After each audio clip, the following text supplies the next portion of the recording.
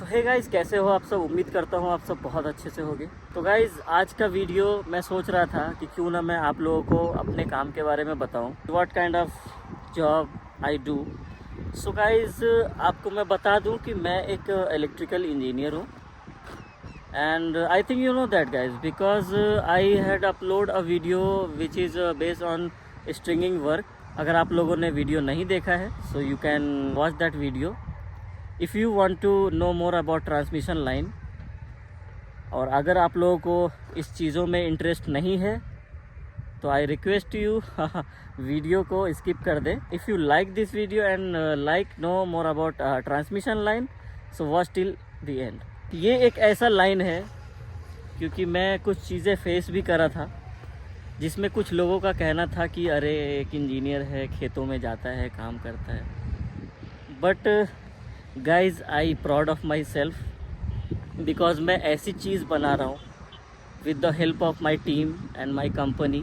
Transmission line एक ऐसा line है जो स्टेट इलेक्ट्रिसिटी जनरेट करती है। इलेक्ट्रिसिटी जनरेट करने के बाद वो एक स्टेट से दूसरे स्टेट उसको भेजना है। तो with the help of transmission line हम उस चीज़ को, इलेक्ट्रिसिटी को एक स्टेट से या एक जगह से दूसरी जगह पे ट्रांसमिट करते हैं। तो मैं उसी फील्ड में, उसी लाइन में एज अ प्रोजेक्ट इंजीनियर काम करता हूँ।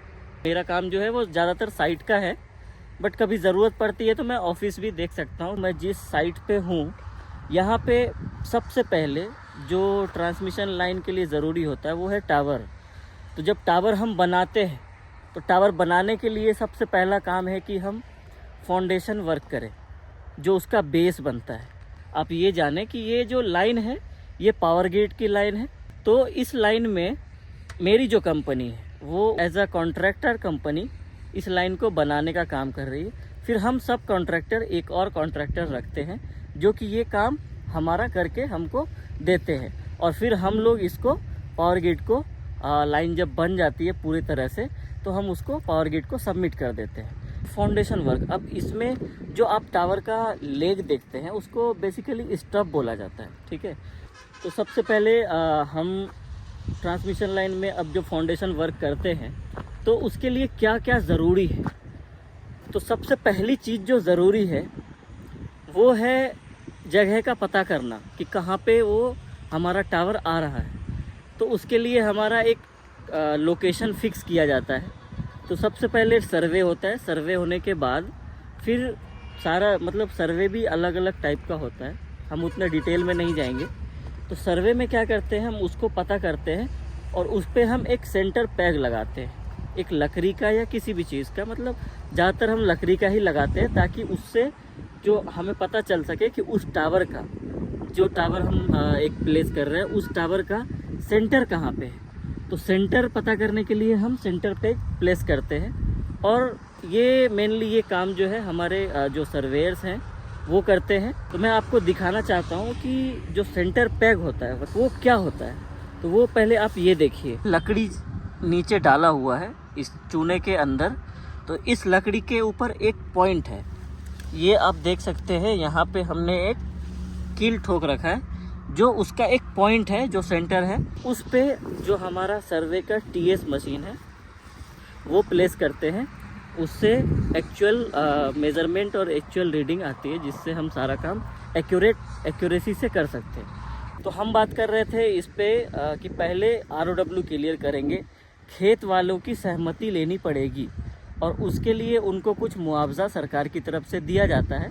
तो खेत उनके ही नाम से होगा, लेकिन जितनी ज़मीन है वो यूज़ होगी सरकार के लिए टावर बनाने के लिए। उसके लिए उनका जितना ज़मीन का नुकसान होता है, जितने फसल का नुकसान होता है, वो फसल का अलग से मुआवजा मिलता है और उस ज़मीन का अलग से मुआवजा मिलता है।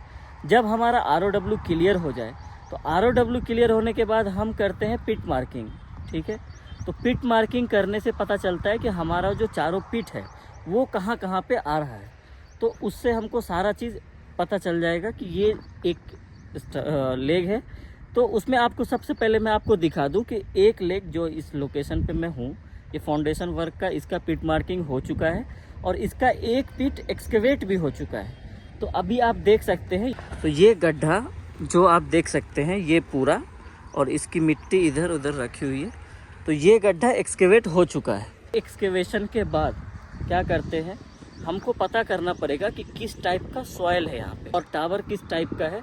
तो उसके हिसाब से, उसके बेस पे हम इसका फाउंडेशन वर्क करेंगे और उसका जो ड्राइंग यूज़ करना है, तब हमको पता चलता है कि ये ड्राइंग हमको यूज़ करना है। तो ये जो टावर है ये हाईवे के बगल में है, तो ये हाईवे क्रॉसिंग है, तो इसको हम एंगल ही डालेंगे, क्योंकि कभी भी हाईवे क्रॉसिंग, रेलवे क्रॉसिंग या कोई भी क्रॉसिंग होता है तो हमको वहाँ पे एंगल टावर डालना होता है ताकि थोड़ा स्ट्रॉन्ग रहे। एंगल टावर भी बहुत सारे 3-4 टाइप्स के होते हैं, तो वो बाद में आपको बताऊँगा। तो अभी फ़िलहाल समझ रहे हैं कि फाउंडेशन वर्क कैसे होता है, ठीक है।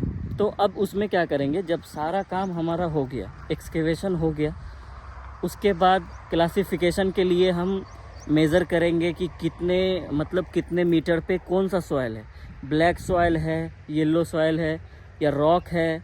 तो इसके बेस पे हम क्लासिफिकेशन तय करते हैं कि कौन सा क्लासिफिकेशन है। अब ये सारा चीज़ करने के बाद जब अप्रूव हो जाता है तो फिर हम इसमें एक ब्लॉक लेवल देंगे, उसके ऊपर स्टब सेट करेंगे। तो आपको एक अगला वीडियो मैं बनाऊंगा बेस्ड ऑन पूरा फाउंडेशन वर्क के ऊपर।